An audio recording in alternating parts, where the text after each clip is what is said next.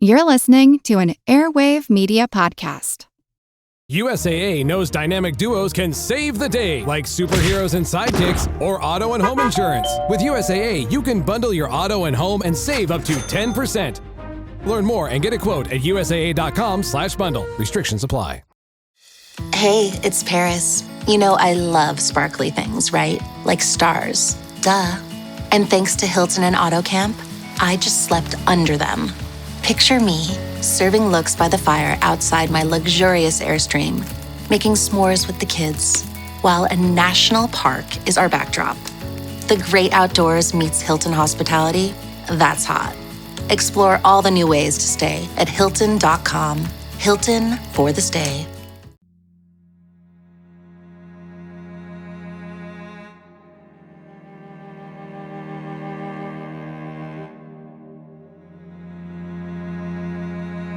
The existence of Amazon warrior women was a mainstay of Western mythology. These women who fought on horseback, and it was sometimes said had one of their breasts removed so as to better operate a bow, fought in the Trojan War, according to Homer's Iliad, one of the oldest surviving literary works of Europe, likely dating to the 8th century BCE. They did not cross over from myth to what might be considered history by some until around 450 BCE, when Greek historian Herodotus made reference to them as if they were real. When he encountered in Lycia a society that valued maternalism and traced kinship through matrilineal descent, he thought, without evidence, that they must be descended from the famous Amazons. And in describing the forerunners of the Sarmatian people, a matriarchal and equestrian culture, Herodotus writes, quote, "The story is as follows," end quote, and seemingly repeats an unsupported claim that their people were produced by some shipwrecked Amazons who procreated with Scythian men. While evidence has arisen to suggest real Eurasian warrior women inspired these tales, they fall squarely in the realm of myth and evolved as they were embraced by other cultures. In Arabian legend, Alexander the Great was said to have married the queen of the Amazons, and it was claimed that the homeland of the warrior women was on an island in the Indian Ocean. But in the Middle Ages, Arab cartographer Muhammad al-Idrisi located this mythical island in the Atlantic Ocean. And here we start to see hints of the modern-day legends that inspired Wonder Woman. Unsurprisingly, in the 15th and 16th centuries, when explorers believed that they might encounter any number of such mythical isles across the Great Sea, such as Antilia or the Fortunate Isles, the notion that any island they might happen upon could be the Isle of the Amazons loomed in imaginations. As a result, when explorers did make landfall, they looked for indications of a matriarchal culture as evidence of such a discovery. Christopher Columbus wrote in the log of his first voyage that some natives told him, no doubt in response to some leading and poorly translated questions, that some nearby island was inhabited only by women, and that they receive male visitation only during certain times of the year for reproductive purposes. Columbus was actually well-versed in such myths and in Greek and Arab classic literature generally. He latched onto such indications with alacrity, quick to twist any native tales, whether poorly understood or even fabricated in an effort to please him, as proof of the existence of such mythological locations. In reality, it seems the natives he was questioning were actually referring to an island on which they kept female prisoners for forced breeding. But this would not be the last time that Columbus or other explorers mistakenly believed they had discovered a mythical site. Another such myth, that of the Fountain of Youth, the spring that originated in paradise and rejuvenated those who bathed in or drank from it, was also sometimes prominent in the thoughts of New World explorers. Though we find, when we look further into this myth, that it has become even more a myth, a historical myth, falsely claimed to have been a legend among native tribes, and inaccurately asserted to have been the obsession and sole objective of the conquistador Juan Ponce de León's expedition to Florida. This is historical blindness. I'm Nathaniel Lloyd, and though I would like to avoid Florida these days, I find myself now tasked with undertaking my own expedition there in search of the source of the Fountain of Youth myth.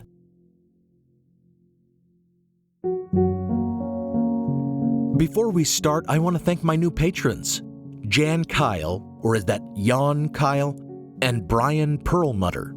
Thanks so much to all my patrons. If you pledge on Patreon, you can get ad-free and exclusive episodes. I promise at least one minisode a month, but for a long time now, I think like a couple years, I've been on a streak of always releasing something exclusive between each episode. So for patrons of the show, it's really a weekly podcast. For example, after my episode on the Holy Lance, I released a minisode about another fabled crucifixion relic, the True Cross.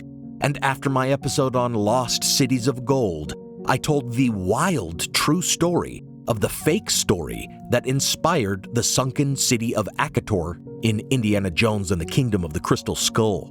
Patron feeds also get episodes early, and as I mentioned, their episodes are not interrupted by advertisements or Patreon pitches like this one. So visit patreon.com/historicalblindness and support the show.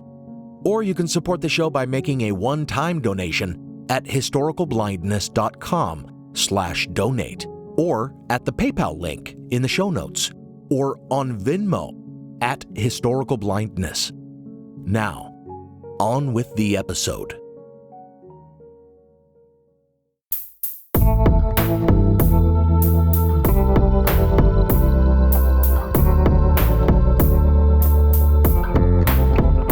Welcome to Historical Blindness. While the story of Ponce de León and his discovery of Florida during the course of his obsessive search for the Fountain of Youth has made him a rather famous and romantic historical figure, some may be surprised to learn that previous to the 20th century, there was little interest in him and his expedition in search of the mysterious island called sometimes Bimini and other times Benini. In 1913, to commemorate the 400th anniversary of the supposed discovery of Florida, a variety of historians wrote more on the 1513 voyage of Ponce de León than had been written about him since the beginning of the 17th century. What they found was certainly a figure of interest who had fallen between the cracks of historiography and deserved to be more widely known. Juan Ponce de León, a youth of 19 years from an influential family, is said to have served as a page and squire, and perhaps to have fought Muslims in the Granada War, before joining the crew of Columbus's second voyage to the Americas, where he was present at the discovery of Puerto Rico. Lest anyone suspect that I glorify the memory of this man, it should be established that he was a conquistador at heart from the beginning. He was a nobody before 1504, and he won respect as well as a grant of land and native slaves for the large part he played in suppressing a Taino rebellion on Higuey, a massacre described in nauseating detail by Bartolomé de las Casas. 4 years later, after expanding Spanish colonization in the area, he was tasked by King Ferdinand with forcing all the remaining Taino into servitude, mining gold for the Spanish coffers. And chasing gold, he then set out to explore and settle Puerto Rico, then called San Juan, and eventually would become the governor of the island. In 1513, however, having lost his governorship for reasons I will explain later, De León obtained a royal contract to seek out the rumored islands of Benini, northwest of Hispaniola, on the understanding that he would serve as their governor once settled. There are numerous myths associated with this journey that 20th century historians repeated based on 16th century accounts. causing Ponce de Leon's journey to be so thoroughly mythologized. One was that he landed at St. Augustine, the place where today in Florida, a quote-unquote archaeological park daily attracts tourists as the site of his first landing. This land was purchased in 1868 by someone hoping to turn it into a tourist attraction. And lo and behold, within a few years of creating the park, one of his employees claimed to find a stone cross buried on the property, supposedly left by Ponce de León as a marker. As early as 1935, a historian riding the new popularity of stories about de León, T. Frederick Davis, tried to provide this claim with a veneer of scholarly respectability, claiming that navigational data showed his course would have taken him to St. Augustine. This interpretation of the data proved erroneous. In the 1950s, another historian, Edward Lawson, argued that testimonies and other archaeological findings indicating the existence of a populous native village at the site proved it was where de León landed, when in fact he would likely have avoided such a landing site where natives might have repelled their boats. In fact, Ponce de León's log indicates he looked for a landing site in this area but found no amenable inlet or harbor and thus moved on. Another big myth perpetuated by 20th century historians actively renewing interest in Ponce de León's voyage was that he had discovered Florida. The land of Florida, or as it was called back then, the islands of Bimini or Benini, had already been systematically raided by Europeans in slaving expeditions. This was how King Ferdinand and Ponce de León even knew to sail north of San Juan Bautista to find the land.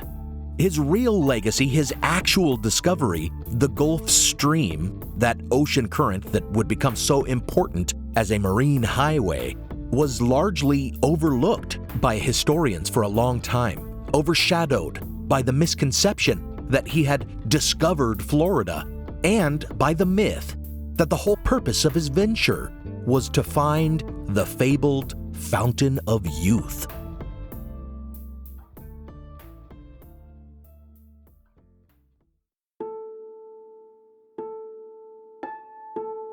To give a sense of how widespread and accepted the idea was, in 1985, the historian Robert Weddell wrote, quote, that the Fountain of Youth legend influenced Ponce de León's discovery of Florida has long been accepted as fact, end quote.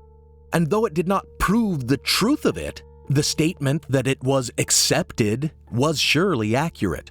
The aforementioned work of T. Frederick Davis in 1935 explicitly claimed the search for a quote-unquote spring that was capable of, quote, restoring youth to the aged, end quote, as the, quote, purpose of the voyage, end quote.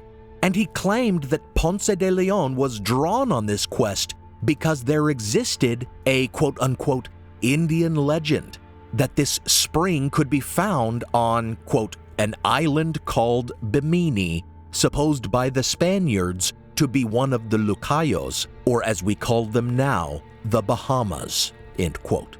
To give a sense of the inaccuracies in this 20th century historiography, the island of Benini, or Bimini, for which de León searched, was not in the Bahamas, though this confusion may have eventually led to those islands being called the Bahamas. To illustrate this fact, Ponce de León put ashore at the northernmost of the Bahama Islands, Guanahani, for 10 days to prepare for his northwestward voyage across the open sea in his effort to reach the island of Bimini, actually the mainland of North America, that he knew lay somewhere in that direction. But this error was repeated by numerous historians, as was the insistence that de León was in search of the Fountain of Youth, to the point that the inaccuracies appeared in editions of Collier's Encyclopedia, Encyclopedia Americana, and Encyclopedia Britannica, thereafter resulting in both myths being printed in school textbooks. The popularity in 20th century historiography of the myth that Ponce de León was obsessed with finding the Fountain of Youth is sometimes blamed on the myth-making of 19th century writer Washington Irving. Much as we saw Irving was largely responsible for myths surrounding Christopher Columbus, he also embellished the story of Ponce de León. In some chapters of his 1831 work, Voyages and Discoveries of the Companions of Columbus. This work was produced just a little more than a decade after the Spanish renounced all claim to Florida to the U.S. in 1819. And we might consider this the first instance of a resurgence in interest in the voyage of Ponce de León, written with something of an axe to grind, as Irving depicts de León as vain and credulous. Even Irving acknowledges how far-fetched the idea seems that this conquistador would credit the tales he supposedly heard from natives about a river that restored youth when one bathed in it, writing, quote, "It may seem incredible at the present day that a man of years and experience could yield any faith to a story which resembles the wild fiction of an Arabian tale. But the wonders and novelties breaking upon the world in that age of discovery almost realized the illusions of fable, and the imaginations of the Spanish voyagers had become so heated that they were capable of any stretch of credulity." End quote. Whether or not Juan Ponce de León really was this credulous and truly had been searching for the Fountain of Youth will be further examined. But first, let us examine the existence of the myth itself. Irving's statement is at least true in this regard. As we have seen, the Spanish certainly chased after myths, and certainly transplanted their myths onto New World soil. And one of these transplanted myths certainly was that of the Fountain of Youth.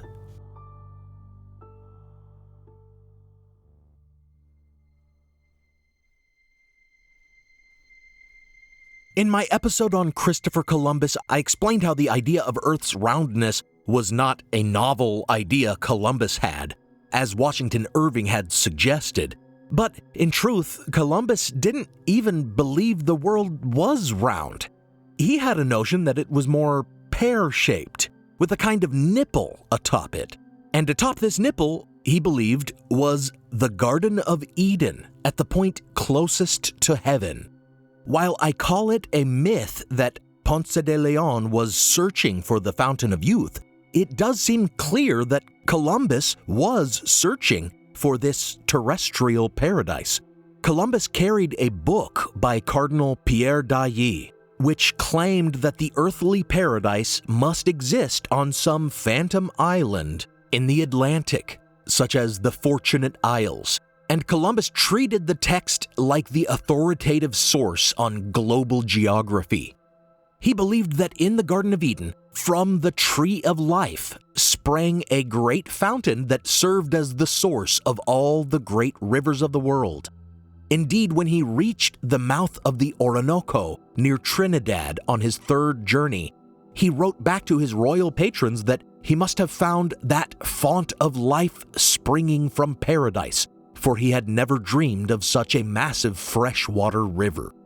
Columbus's ideas about a fountain of life springing from the terrestrial paradise did not come from actual scriptures, but rather from medieval legend, which had been grafted onto scriptural accounts of the Garden of Eden. Some claim that the origin of the Fountain of Youth myth, like the Amazonian myth, can be traced back to Herodotus, who once wrote of a long-lived people he called the ichthyophagi, or fish-eaters, whose longevity owed to the particular quality of a fountain in whose oily waters they bathed. The myth of the Fountain of Youth as we know it today, though, and as the Spanish knew it in the 16th century, first seems to have arisen in the Alexander Romance, which was first composed in the 4th century CE in Greek, and was through the centuries translated into numerous languages in the Middle East, before being printed in European vernacular languages in the 13th century. It spoke of Alexander finding a land of flowers, where they stumbled across a golden fountain, inset with crystal and surrounded by marble pillars, into which 4 times a day flowed magical waters from a statue of a golden lion, and when men bathed in it, their health and vigor were renewed, such that they were younger and could hardly be recognized. The 12th century letter of Prester John, that anonymous hoax that I devoted a whole episode to discussing a few years ago, also brought this legend to European imaginations. The writer of that fictional account of a Christian king in a magical land far to the east indicates that there is a spring flowing out of paradise into a grove at the foot of Mount Olympus, and if one drank from it, they would, quote, suffer no infirmity from that day on, end quote, and would forever be exactly 32 years old. Then the fountain appeared again in another dubious and anonymous work I've mentioned before, The Travels of Sir John Mandeville, written in the 14th century and attributed to an English knight who seems to have not existed. In this work, it is called The Well of Youth, is said to flow out of paradise, prevent illness, and keep people young, and is placed in an imaginary eastern city called Palombe.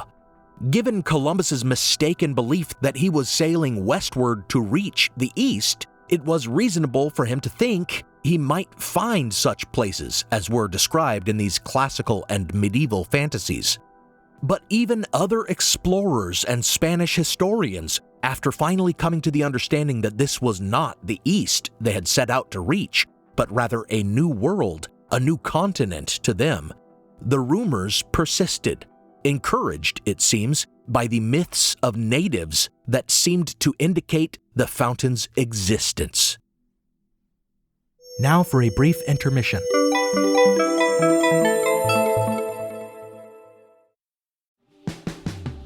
Every summer, I'm careful to avoid getting burned. My summer plans always include applying sunscreen so I can attend barbecues and protests without worrying about getting scorched. And when I make my plans by making phone calls, I also don't want to get burned by an outrageous wireless bill. That's why I switched to a Mint Mobile plan and saved enough to take a summer vacation. With Mint, I found no difference in speed or coverage, just a big difference in cost. And right now you can switch to a Mint wireless plan like me to avoid sweating those surprise charges and overages. You'll just be chillin' with Mint's offer of 3 months premium service on the nation's largest 5G network for just $15 a month. With high-speed data and unlimited talk and text, it might just be the coolest thing happening this summer. This year, skip breaking a sweat and breaking the bank. Get this new customer offer and your 3-month unlimited wireless plan for just $15 a month at mintmobile.com/blindness. That's mintmobile.com/blindness. Upfront payment of $45 required, equivalent to $15 a month. Limited time new customer offer for first 3 months only. Speeds may slow above 35 gigabytes on unlimited plan. Taxes and fees extra. See Mint Mobile for details. As listeners of Historical Blindness, you're no strangers to the fact that history is a lens through which we can better understand the present. Or as Shakespeare put it, what's past is prologue. History is the indispensable context without which we cannot hope to truly understand current events. You understand that, and so do the creators of the American Scandal podcast. Every season, they immerse listeners in the biggest controversies in U.S. history, helping us understand America's dark side and learn from its troubled past. Its latest season, Ruby Ridge Standoff, delves into an incident that sowed the seeds for the rise of the modern radical right. It transports you to 1992, where in a remote corner of Idaho, federal law enforcement surround a small cabin. They've come for Randy Weaver, a survivalist who took his family to the mountains in anticipation of the apocalypse. A simple weapons charge brought the agents here, but the situation is about to explode into a deadly and tragic standoff that will later become a rallying cry for far-right extremists, fueling distrust and violent anti-government sentiment for decades. Follow American Scandal on the Wondery app or wherever you get your podcasts. You can binge all episodes of American Scandal's Ruby Ridge Standoff early and ad-free right now on Wondery Plus. This episode is brought to you by Indeed. When your computer breaks, you don't wait for it to magically start working again. You fix the problem. So why wait to hire the people your company desperately needs? Use Indeed's sponsored jobs to hire top talent fast. And even better, you only pay for results. There's no need to wait. Speed up your hiring with a $75 sponsored job credit at Indeed.com/podcast. Terms and conditions apply. Now, back to the show.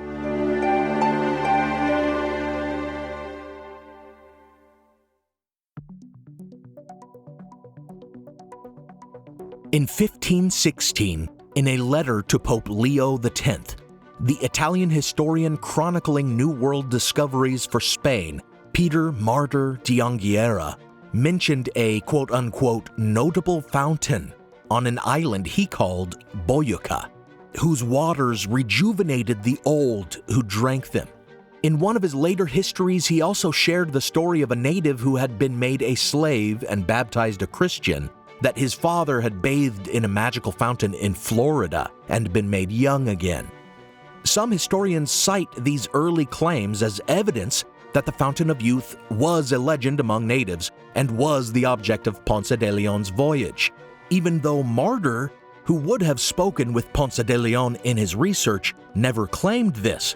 In fact, the story told to him by the captive native can easily be dismissed as unreliable, and also of a later origin. As for the original claim in the 1516 letter, some historians have, without evidence, suggested that Boyuca was actually Bimini. But in fact, this rumor Martyr was sharing was one heard on the expedition of Juan Díaz de Solís, and the description of where this isle Boyuca supposedly resided seems to place it closer to the Bay of Honduras. Moreover, any and all claims made by the Spanish that the natives they encountered had their own myths of a fountain of youth are hard to credit.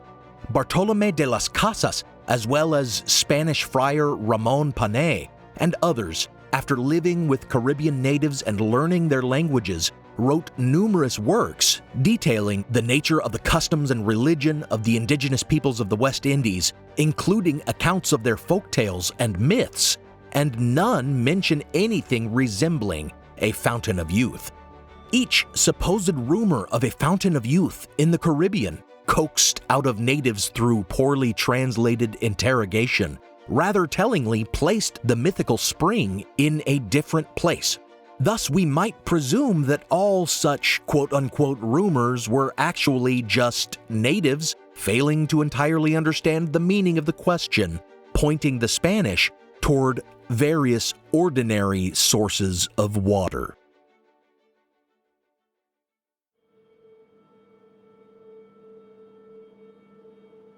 But if the myth of the Fountain of Youth was real, if some Spanish were questioning natives and looking for it in the New World, why shouldn't we credit the idea that this was the object of Ponce de León's voyage, as Washington Irving and so many 20th century historians claimed? This is a valid question, and it can be answered by looking at the sources relied on by those historians.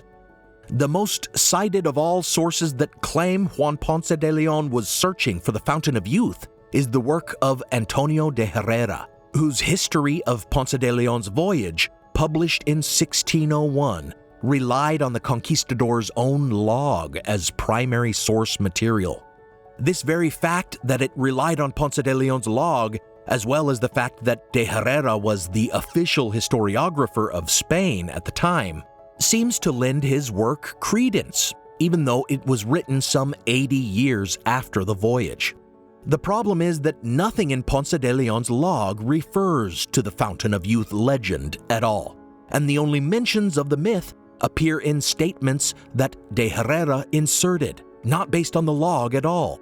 he never claims that the log reflects de Leon's search for the fountain, or that any native guides were leading him to any rejuvenating spring. Once, he mentioned the work of another author, Don de Escalante Fontaneda, whose late 16th century memoir claimed Ponce de León had been searching for the Fountain of Youth at a river in Florida called Jordan. And then at the end of his work, de Herrera simply says that Ponce de León never found that fountain. This memoir by Fontaneda that de Herrera seems to have relied on for evidence of de León's motivation is manifestly unreliable. Fontaneda was a colorful figure. He came from a notable family and, like Ponce de León, went into service at a young age, at just 13 years old. In 1549, he was shipwrecked in the Florida Keys, and while the natives there killed his shipmates, perhaps because of his youth, they spared him, and he lived among these indigenous islanders for 17 years. 10 years after his rescue, he wrote his memoirs, and there's no reason to consider him an authority on the voyage of Ponce de León, or much of anything beyond the culture of the particular natives he lived among on the Keys. Indeed, there is no River Jordan in Florida, and this appears to have been a kind of scriptural allusion to the river in which John the Baptist conducted the ritual of baptizing, which represents a kind of rebirth like the Fountain of Youth is said to provide, making the whole account more literary than historical.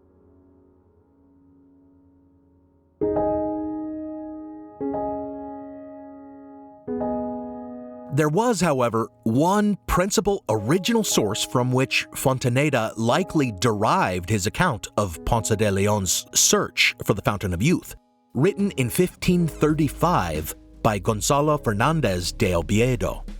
Indeed, the fact that de Oviedo was his predecessor as Spain's official historiographer likely compelled de Herrera to make sure his later account of Ponce de León's voyage fell in line with the earlier one. De Oviedo speaks explicitly and derisively of de León as a vain and avaricious egotist, and claims that searching for the Fountain of Youth was the sole purpose of his voyage, specifically because Ponce de León hoped that the fabled spring might cure his enflaquecimiento del sexo, literally his emaciation of sex, meaning his impotence. The fact that the myth of Ponce de León's search for the Fountain of Youth originated with this claim, made 14 years after the conquistador had died, and thus after he could protest, is ridiculous. It is libel, pure and simple, and there's evidence that it was false. Ponce de León was a portrait of machismo, just like his father, who sired dozens of illegitimate offspring. Having a philandering father and acting macho is surely no certain sign of virility, but Ponce de León fathered 4 children of his own with his wife, and it is known that he insisted on taking his mistress with him on his voyage. Some historians, seeking to bolster de Oviedo's credibility, claimed that de León must have been older by the time of his voyage, thus suggesting his obvious virility must have been waning. But other historians have proven he was only 39 at the time.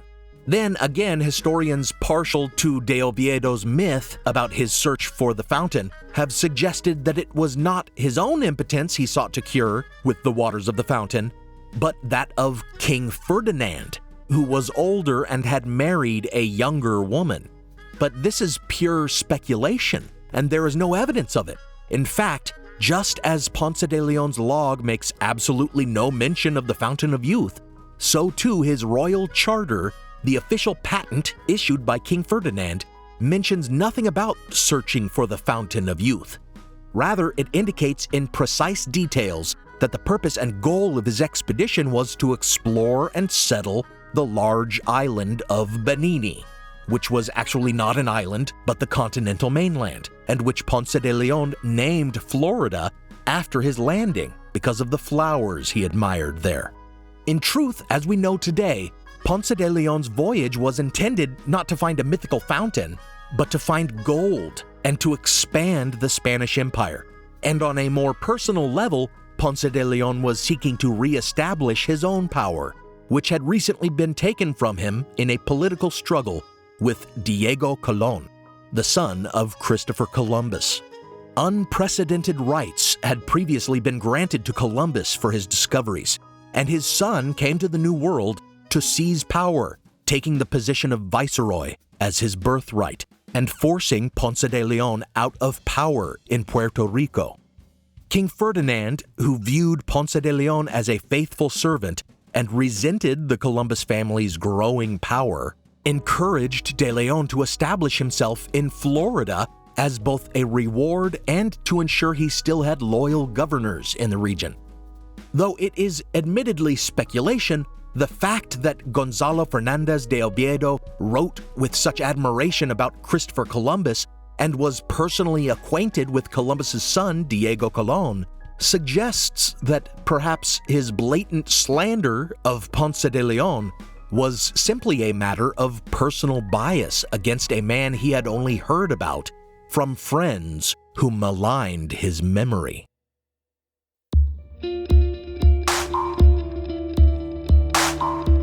It is astonishing and disconcerting that one nasty statement by a biased historian almost 500 years ago could result in a falsehood being perpetuated even today.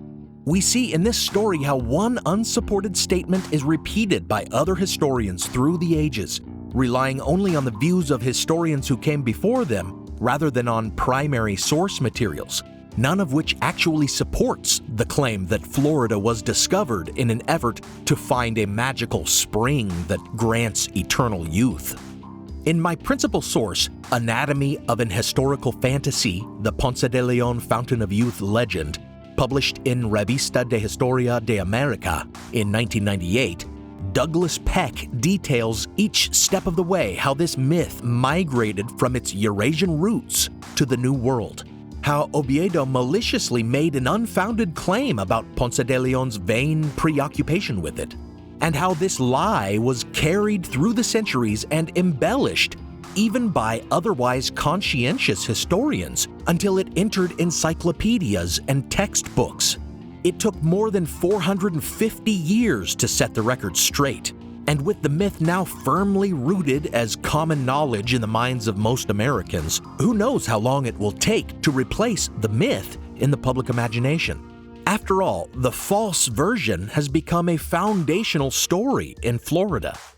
Starting in 1900 with a new owner, the St. Augustine Archaeological Park was aggressively marketed as the actual Fountain of Youth, where tourists can pay the price of admission and drink some sulfury-smelling spring water that they're told was the object of Juan Ponce de León's 16th century expedition. Indeed, this has become something of a tourist industry, with numerous mineral springs laying claim to the title of the real Fountain of Youth.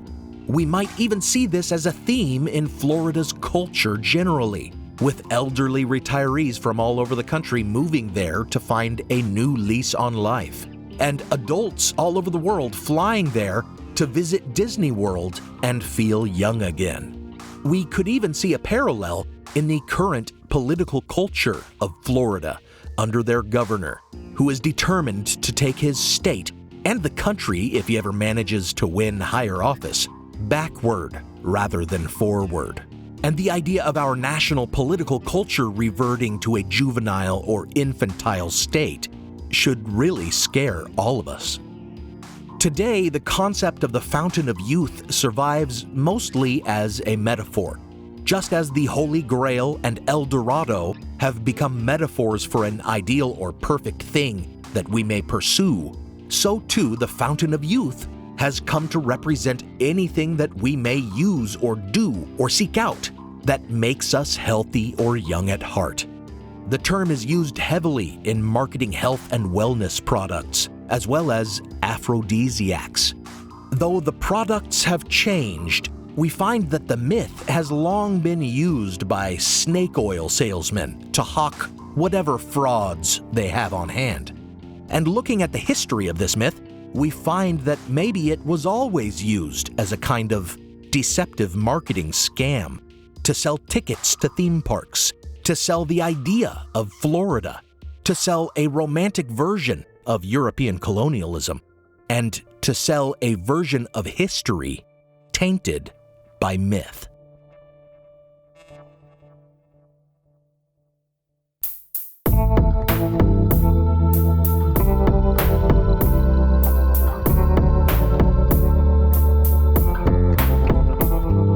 Thanks for listening to Historical Blindness. Check out the blog post for this episode, which should go up on historicalblindness.com sometime before the next episode, for a transcript, related imagery, and citations for further reading. As always, thanks go out to my partner patrons, Diane Lane, Joe Escott, Sean Munger, Devlin Hoff, Michael Markham, Mitchell Shuttler, Jessica Reeves, Fred from Colorado, Robin Naggett, Rebecca, Don Mundus, Eunice Allen Bradley, Juliette O'Connor, Jonathan Williams, Joshua Luddington, Logan Houlihan, Lily Powers, Lonnie Coffer, Ralph Fenn, Ama, Lee Holland, Kevin Osborne, Ed Shockley, and Benny Slater. I hope that my voyages into the dark past leave you feeling rejuvenated, because they seem to leave me rather drained, and maybe aging me before my time. This podcast is part of the Airwave Media Podcast Network. Visit airwavemedia.com to listen and subscribe to their other fine shows, like The Constant and The Conspirators. Some music on this episode is copyright Alex Kish. Visit alexkishmusic.com and contact him to get compositions for your own projects. Additional music is by Kai Engel, licensed under a Creative Commons Attribution license. Check out the show notes for a list of the tracks used. You can support the show by pledging on Patreon, or you can make one-time donations at PayPal. Find those links in the show notes, or you can find me on Venmo at Historical Blindness. All support helps me turn this podcast into more of a vocation than an avocation. Until next time, remember, even otherwise trustworthy and scrupulous historians are not immune to the spread of historical myths. But in due course, it seems, eventually, they do get revealed by other historians, revising our understanding of the past.